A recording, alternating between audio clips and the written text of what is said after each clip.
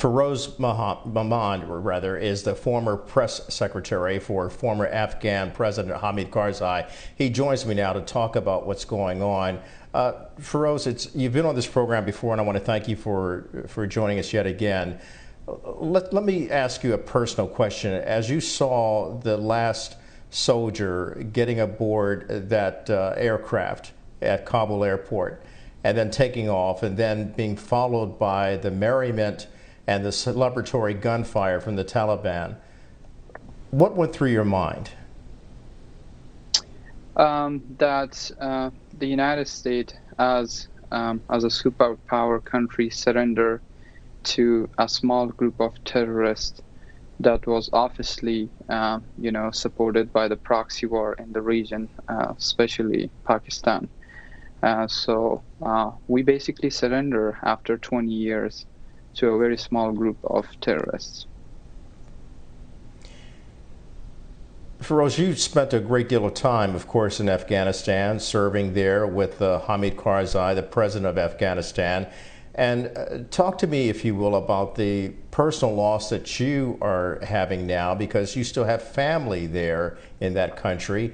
How will they get through this new regime change now that the Afghan government is gone and the Taliban government is in charge and has to form a transitional government? What will that government even look like, and what does it mean in terms of your family's safety? Kelly, like my family, there are thousands of other families that they have fought this war against terrorism and supported the United States mission in Afghanistan, but unfortunately we left them behind. Same like my family. Everybody is in a hiding situation, moving from one safe house to another safe house to survive, taking hours of walking and no water so they can get to a safe place. The 20 years that we've been working so hard to achieve democracy, women's rights, education for everybody, that is literally gone in less than 24 hours. And that was the result that we saw, that after the last aircraft left Afghanistan, and how the terrorist Taliban supported, and then they just shifted their narrative from saying that we had a deal with the United States to saying that we defeated the United States in this war. So what will gonna happen after this is, we're already hearing reports that the Taliban started door-to-door knocking and asking people to come out. And there are reports that they even killed 2 or 3 singers already, and some of women's rights activists. That's heartbreaking to hear, and yet it's perhaps a portent of what's to come. But Feroz, one of the reasons why you're here in the United States is because you risked your life to save the lives of American diplomats and American soldiers. You've never really talked to us about this. Can you share some insights as to what you and your family went through in order to save lives of Americans and Afghans, and then having to be brought here to the United States for your own well-being? So, Kelly, I won't be able to share a lot of details, but back in 2012, a group of U.S. diplomats and military officers, when I found out about the plot that they were being about to kill, I didn't think for a second, and I put my life and my family's life in front of them, and I saved their lives. And then the next day, I had to run for my own safety. My wife, who was the youngest member of Congress in Afghanistan, and I, as an aide to the president of Afghanistan with my 1-year-old son, we had to run for our own life, becoming a refugee.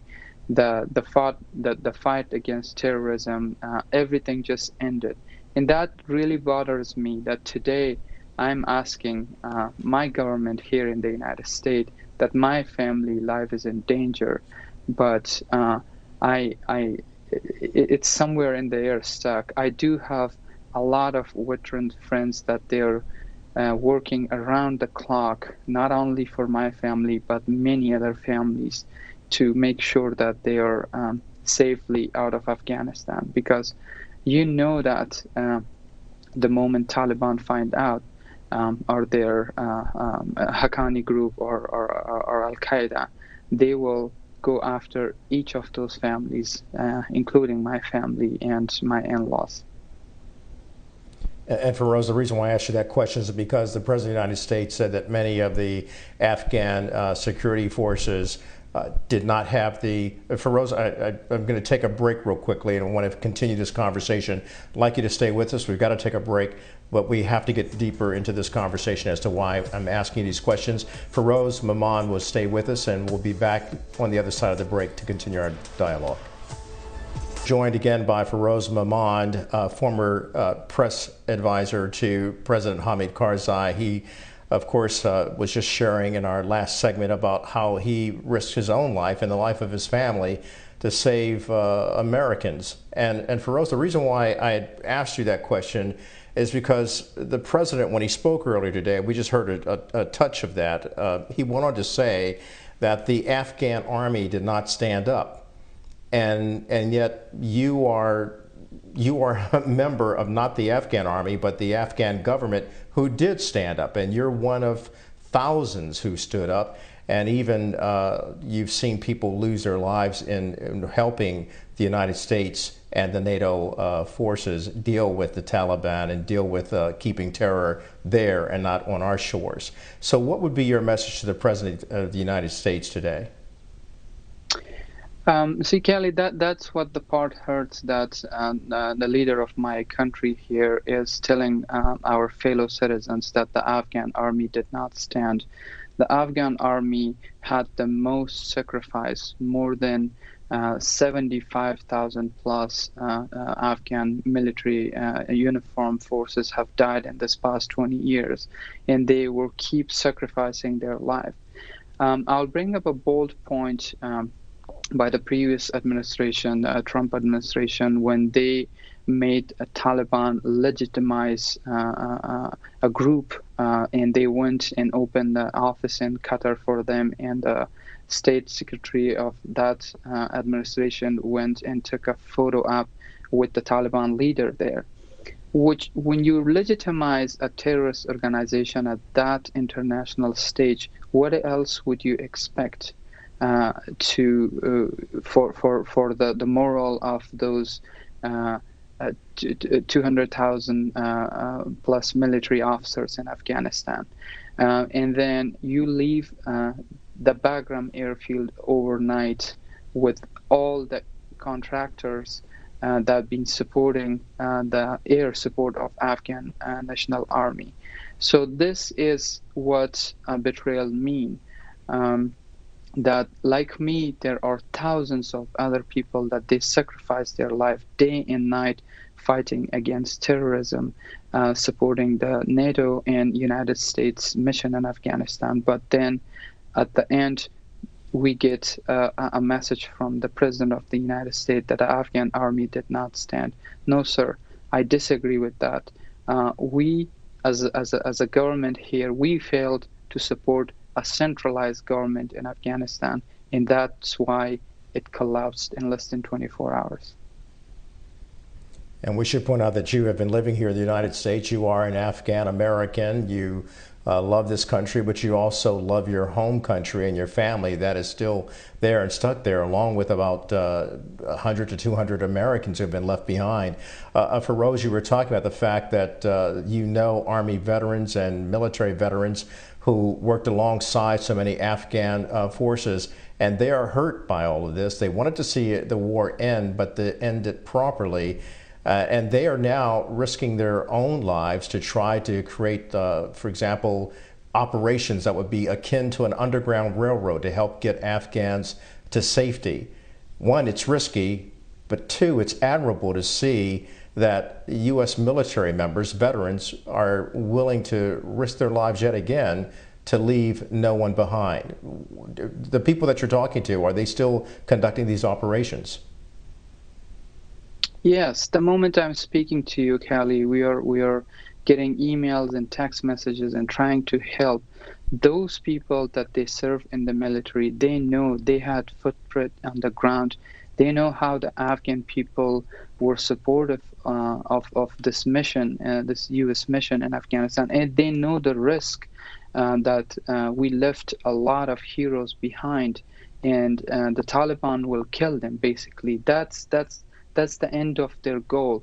That that's all lie that the Taliban agreed that they will not do anything to U.S. citizens. As a U.S. citizen, as a proud U.S. citizen, I am so frustrated that how come we left 200 U.S. citizens in that country and we airlift and we'll keep talking that the war is end. The war has just began. The war did not end. How can we say that the war end while we arm an enemy? We literally gave them the latest U.S. military equipments, night goggle visions, M4s, Humvees, even Blackhawks. So that is the beginning of a new war, in my opinion. So kudos to those heroes here in the United States that work around the clock to save lives. And I really appreciate and thank all the servicemen and women that have served in Afghanistan. And I'm happy that they're back home with their families. And I thank for their service. The way that ended was wrong because politics was mixed in it. And we basically gave Afghanistan back to terrorists that Akani and Al Qaeda, and now the new name to ISIS is ISIS-K, are operating. And that will grow as a cancer, and that will spread in the entire world very soon, unfortunately. Feroz, a very ominous warning about what lies ahead and how the United States and the world will have to deal with that. Again, I want to thank you for what you did to help save lives, American lives, and we are praying for your family as they try to get to safety without the support of U.S. troops on the ground. Feroz Mohmand, thank you, sir.